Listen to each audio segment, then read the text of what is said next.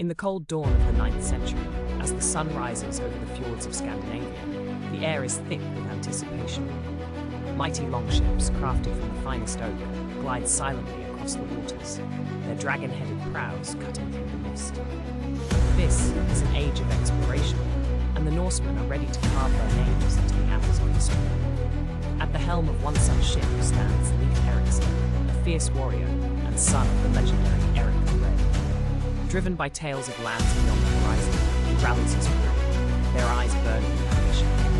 But whispers of a rival band of Norse explorers, led by the cunning Harald, threaten to upend their musical glory.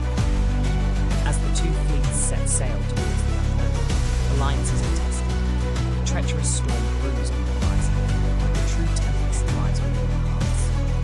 As Leif and Harald clash over leadership and honor, betrayal simmers beneath the surface, threatening to destroy them both. In the aftermath, as the tempest subsides, the survivors find themselves in a strange new land, Finland. Here, they must confront not only the challenges of survival, but also the realization that unity may be their only path forward.